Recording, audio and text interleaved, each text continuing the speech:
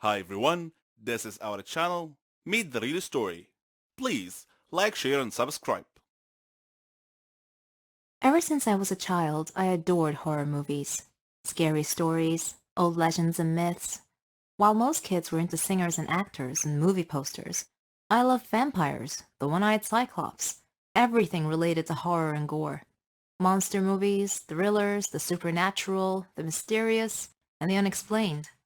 Because these things only happened in movies. Or so I thought. But what if they were to happen in real life?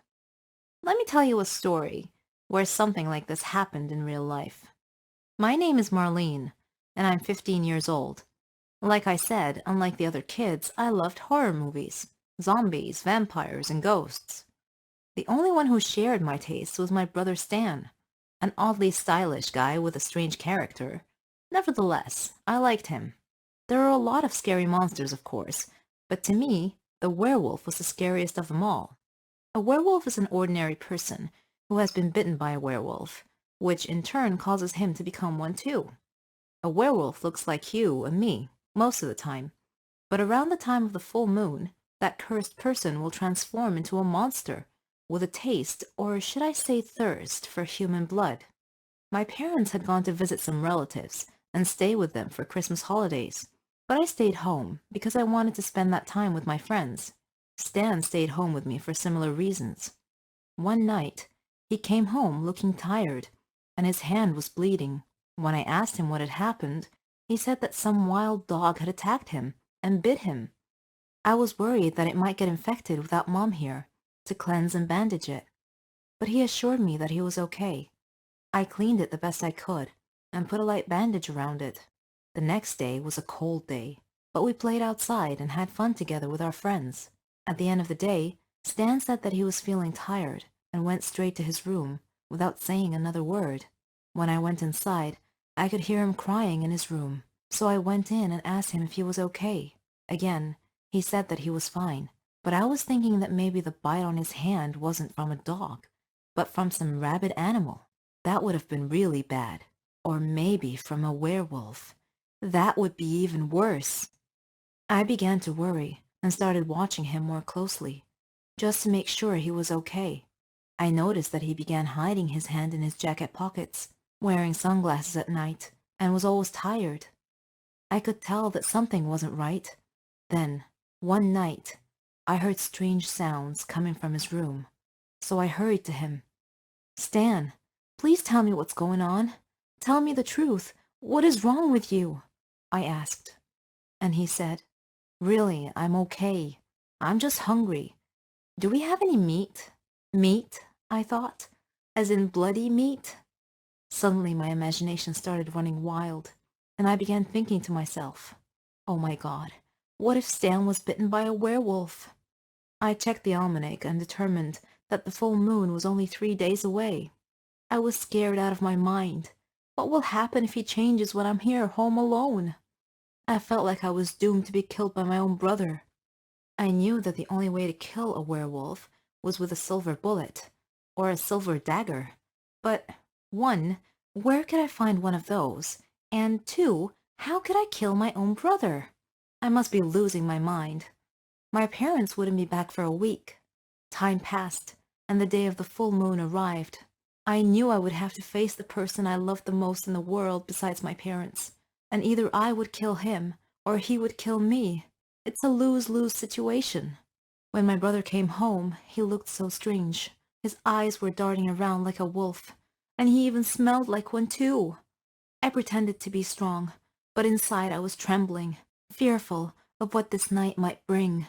I locked myself in my bedroom and waited for this night to pass quickly. I hoped.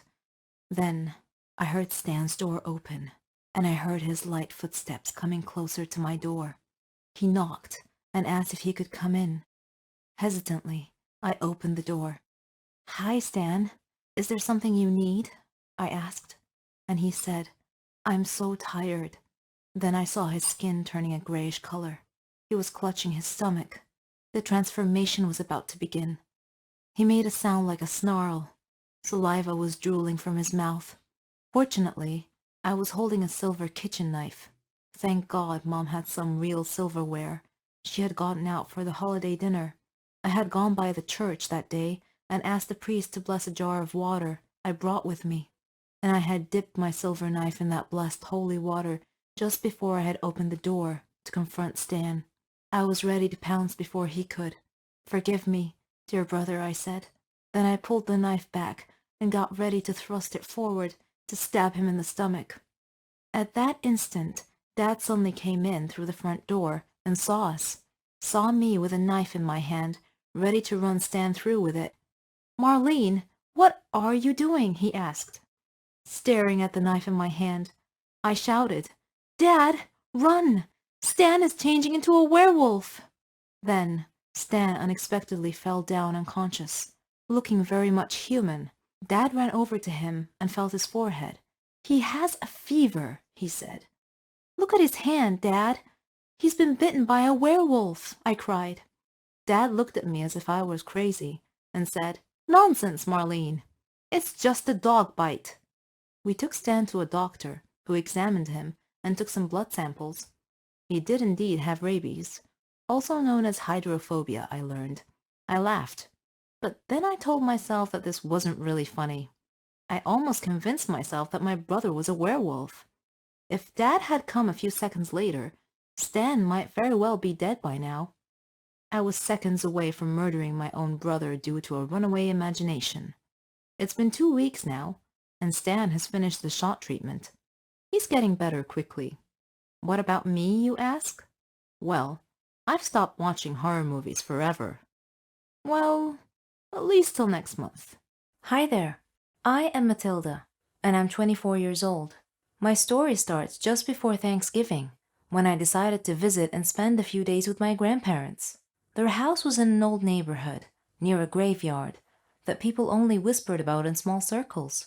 But I wasn't interested in all the rumors. I liked to visit graveyards, to enjoy their peaceful landscapes and time-honored history. I was always welcome at my grandparents' house. My granny prepared me the chocolate drink I like. Grandpa baked me the biscuits with his magic recipe. We spent all day talking, laughing, and playing. My father was an archaeologist. He was crazy about antiques, so he had a room like a small museum. He collected a lot of things that were rare in that room. We used to sit in this room, and my grandfather would tell me stories about every antique, except for one painting of an old woman. I used to ask him about it, but he never told me what it was. As I was sleeping in the room, which was next to our little museum, I heard whispering. I opened the door and looked around. It was coming from my father's museum. I searched around the room to find out the source of the voice. I couldn't believe it. The eyes and mouth in the old painting were moving, and I heard, "There's danger in the backyard." I ran, frightened, to my grandparents' room. My grandfather asked me what happened, and I told him. I thought he would mock me, but he brought his gun and went quickly to the backyard. He told me if he didn't return within 15 minutes, I should call the police. Suddenly, I heard shots. I thought that something bad happened to my grandfather, but he entered the house and told us that the thieves ran away. They still wouldn't tell me about the painting, but I don't think I needed an explanation anymore. I've been cursed, and it will haunt me for the rest of my life. It all began with a joke at first, but some jokes have serious consequences, and when this happens, your life becomes an uphill struggle. My name is Catherine. I'm 16 years old, and I live with my parents and my little sister Mara. I like music, acting, and watching action movies. I play baseball and practice ballet. I've even won a lot of prizes. I just had one problem. I like to make fun of people. It's like an addiction. I never watched what I said, nor did I care who it hurt. The kids I picked on were actually kind and gentle, but that just encouraged me even more. My friends were exactly like me. In fact, I was their leader. We walked like we owned the school. We had a classmate named Norman. He wasn't exactly what you'd call in good shape. He was quite the opposite of fit. During class breaks, my gang and I would steal his lunchbox and throw it around each other, keeping it away from him. We watched him run trying to catch us, but he'd stop halfway. The extra weight didn't help him, and he'd quickly run out of breath. Whenever he entered the classroom, We would surprise him by throwing old, musty vegetables and fruits at him. Norman tolerated our teasing. He didn't seem to mind much. But then, one day, a joke went a bit too far. We conceived an evil plan. We told him that there was going to be a photo contest, and the person who makes the funniest pose wins. Norman was so gullible that he believed us. He actually gave it some thought. Then he posed for us. We did our best not to burst out laughing while we took pictures for him. The next day, when he came to school, Norman discovered that his photo shoot pictures had been posted all over the classroom walls, and the kids were laughing, writing comments all over the place. Norman was mortified, and he looked around at his classmates' faces. They were all laughing and pointing at him. Norman started crying, and his nose started bleeding. Then he fainted. A teacher had to call an ambulance to take him to the hospital. I certainly didn't expect that to happen. We knew that Norman would get so fatigued sometimes and leave school for the rest of the day, but we didn't know that he had a medical condition, and I felt deep regret. The curse that I spoke of earlier began when a girl named Naomi joined our class as a new student. On her first day, our teacher brought her in and introduced her to us. She sat at the desk, at the very last row. I noticed that she was always looking at me in a strange way, and I wondered why. She looked at me with disdain, and I couldn't figure out why. It was my first time meeting her, after all. I avoided her, mainly because her looks made me feel uneasy, and whenever my gang wanted to make fun of her, I told them to leave her alone. I felt there was something about this girl. One day, during science class, the teacher had paired us up to do a lab experiment, and I intended to ask her about the way she looked at me. But before I could say anything, she took the initiative and surprised me by broaching the subject herself. "You will pay for what you did to Norman," she said coldly. I looked at her and asked, "How do you know Norman? And what are you talking about?" She replied, "It doesn't matter how I know. I just do." I spent the next few days thinking about her words. Afterwards, Naomi ignored me completely. No more staring, no more accusing looks. It was as if I no longer existed to her. I didn't understand her. Then came the day. We had a basketball match. It was the championship game, but I was still busy thinking about Naomi's words. During the game, I glanced at Naomi and caught her looking at me, which distracted me. One of the players from the other team suddenly bumped into me, knocking me down and causing me to land badly on one of my knees. The pain I was in. I had to withdraw from the game to be taken to the hospital. At the hospital, the doctor said that I had torn a ligament from my knee and told me that I would need a surgery and a lot of medication. So after going through the surgery, I began taking my medications. It caused me to gain weight, even though I wasn't eating very much, just vegetables and fruits.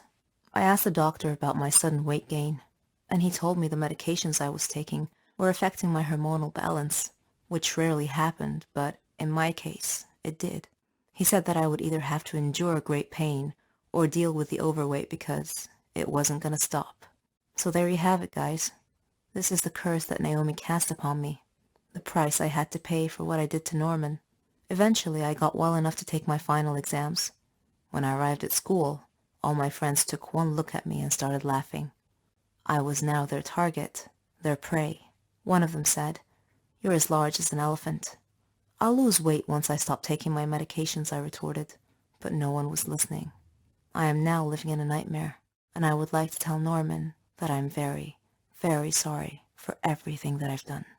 I like animals because they live in their own little world, with specific rules and laws. It's a well-regulated world, free of bias and injustice. Every animal knows its role. For these reasons, I enrolled in a veterinary medicine college to get closer to the animal world and learn more about it.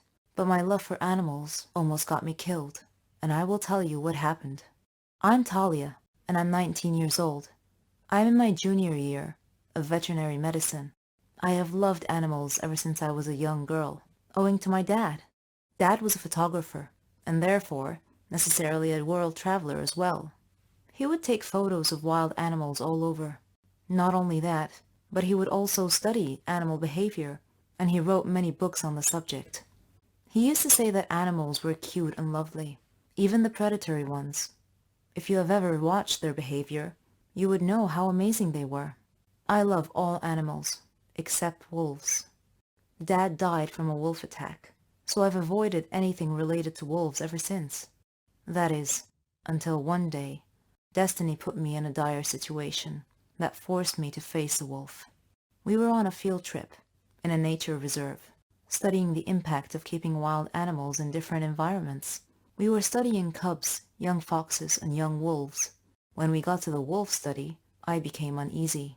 All the young animals were cute except for those horrid wolves. The researchers were feeding them food that differed from their normal diet to observe the impact.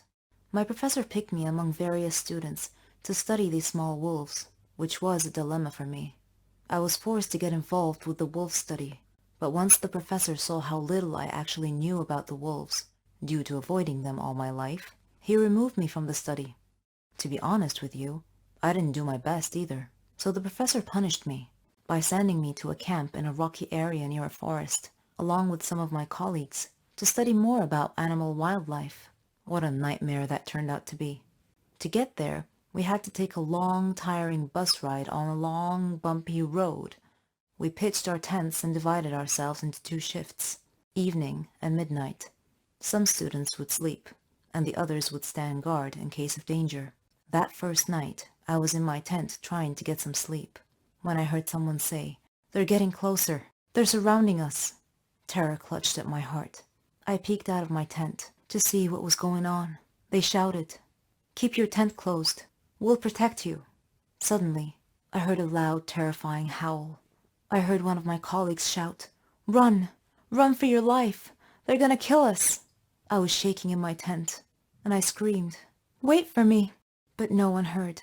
They had run away at lightning speed, leaving me in the camp alone.